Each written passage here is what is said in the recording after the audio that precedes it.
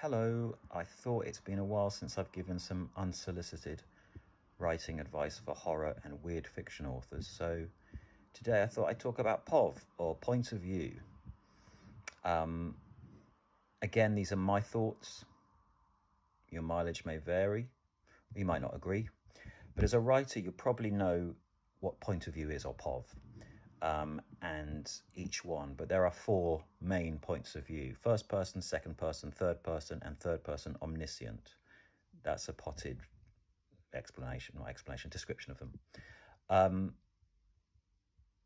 They offer a unique way to present horror, or warp it, and it makes the choice of perspective pretty important. And I mean, it is for all authors. It's a pretty powerful tool in creating unsettling fiction. And they're all different in terms of the opportunities and challenges they will bring. The challenges mostly structural and emotional, especially in horror and weird fiction, where tone, pacing, and ambiguity are crucial. Not crucial, but important. So choosing the right POV, or point of view, for your story, or perhaps mishandling it, risks undermining the tale you want to tell, and also will confuse some people who have expectations of the genre's key effects. So first one is first person POV, first person point of view. This one it's popular with beginner writers. It's easy to write first person, seems more natural to us, perhaps. I'm fine reading it. As a reader, it doesn't present me any challenges. As a writer, there's some. So the good is you can generate an intimate fear, like direct access to a narrator's thoughts intensifies the dread and paranoia. It allows you to be an unreliable narrator, because they're only hearing the voice of I. And they might be lying, they might be deceiving themselves. I think you get into trouble with unreliable narrators at some point. You run the risk of it, but I'll come on to that later. But it's good for, it's ideal for ambiguous or distorted realities. And I suppose enhancing the weird. It's weird in itself to read something from your own perspective that isn't you, if that makes sense. And it offers this immersion that's almost claustrophobic, because you're limited, the perspective is limited from what that character can see, and that creates a sense of entrapment. Is that the right word, entrapment, or trapping? Of them being trapped anyway, and that will obviously pass on to the reader. It's perfect for psychological horror, obviously, but descending madness, the entropy of the mind, and then also fragmented perception, fragmented reality. So we see it a lot in what's his name, Lovecraft. There's a lot of first persons in that. Drawbacks: it can limit.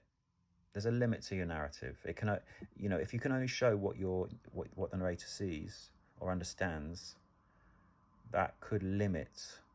Well, it'll definitely restrict world building. So if you're writing a completely original world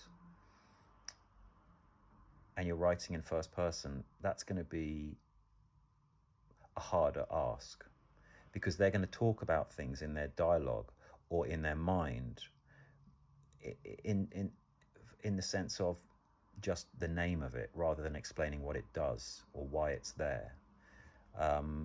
So again, perhaps it's easier in horror than it would be in science fiction or fantasy, where there's a lot of world building going on. It also, with the unreliable narrator, it can lead to it can be tedious. The overuse or poor execution of an unreliable narrator will just frustrate someone. It won't intrigue them. It also can come across as disingenuous if the character would not have done that, if there was no reason for them to keep it quiet, whatever it might be. So you've got to tread carefully there.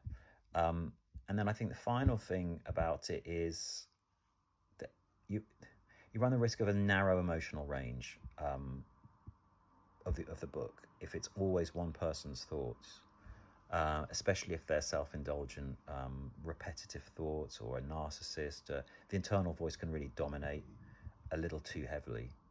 So if you are writing long form, I think it's good to ask that kind of question of your beta readers, or anybody who's critting. Things with a crit, you're not going to get a long stretch of book, are you? You're just going to get maybe a chapter or 1,000 words. Whereas if somebody's beta reading it, they're going to be able to see the whole story, and they're going to be able to come back and say, you know what, this character's internal voice is annoying as hell, or whatever. So that means second person point of view, that is quite disorienting, which obviously works well for horror. It's rare, I think, and it can be jarring in a good way, because it puts the reader directly in a disturbing role, especially if whether they're witnessing or witnessed horror happening as the you person, or if they are the actual antagonist. If they're the big bad and they're committing some awful crime, it's going to unsettle the reader. So you're really immersing them in the uncanny. It's really forcing the reader to experience the unnatural? I don't know if it forces them, but it leads to that, I believe. There's a sort of sense of interactive dread as well. It reminds me of those choose your own adventure stuff that were around when I was a kid. That can heighten the anxiety by making the horrors feel personal and inescapable, because you're talking about you, rather than they or I. Drawbacks: it's going to alienate people. I guarantee you there will be so many people who resist that. I think that's going to be exacerbated if you're in a disturbing or violent scenario, if you're putting the reader in a disturbing or violent scenario. But there's also the risk of people who just don't like being told what to do or what they have done. I know it sounds bizarre, but I've heard people say that who've read second-person narratives. And it's difficult to sustain. It could start off as gimmicky and then end at exhausting. It's hard to maintain it over a long narrative, so choose wisely. And I think the biggest problem for this is, how do you create character? How do you create a distinct protagonist when the reader is the character? I think it's you've really got to know your stuff if you're going to write in second, and you've really got to justify writing in second. It's one of those narrative choices that has to justify itself, I think, for the trade-off. Then there's the most common, I think, which is third person limited, third person close. Essentially, you're controlling the suspense by filtering the world through one character, or a character, the point of view character for that scene or chapter or whatever. You're filtering the world through that one chapter, but you're still maintaining narrative control. And what it does is it balances the external threat with the internal experience, and that really works well for character-driven horror. And these days, obviously it works for character-driven literature, which is why I think third person is so common these days, third and first. It's a nice trade-off between seeing a lot of information whilst at the same time getting stuff about the character. And it also allows for a slow burn. If you're in a character's mind, you can build dread gradually by revealing only what the character knows or their experience.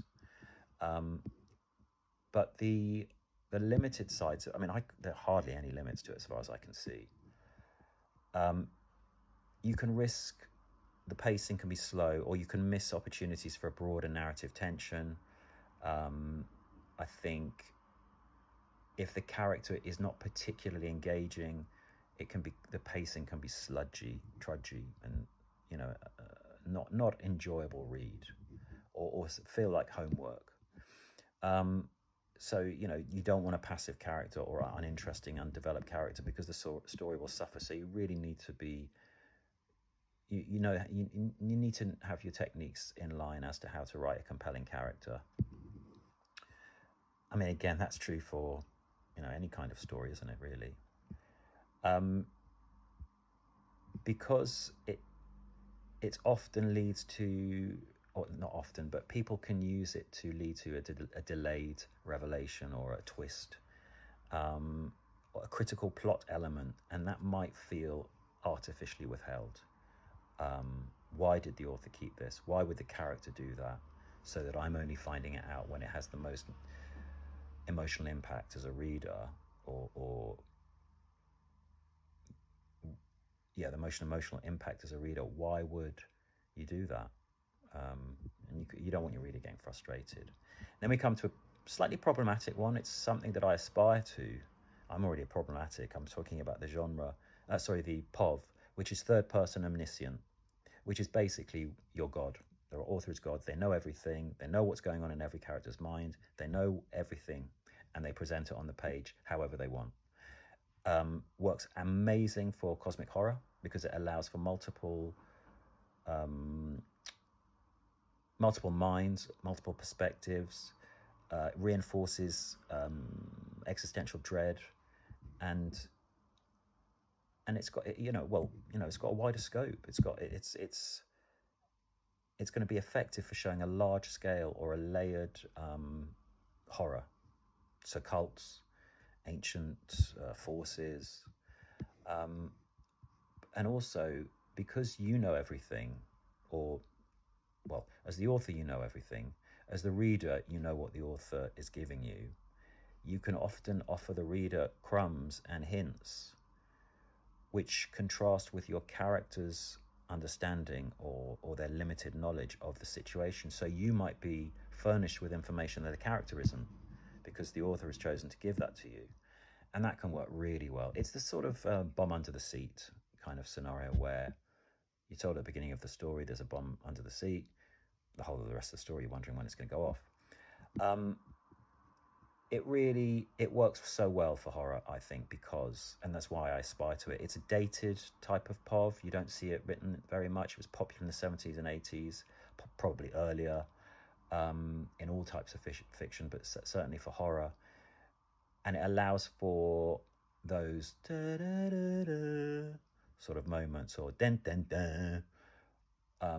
My favourite horror, a pulp 1980 horror by Michael McDowell, The Elementals. There's a line in there, or he uses it expertly. He writes in Omniscient, and there's a line where India, this young girl, walks from the room, but she never sees the door closing behind her. I can't remember exactly how he's written it. You can't do that with a close third or first person, or something that the character wouldn't see. You can't talk about.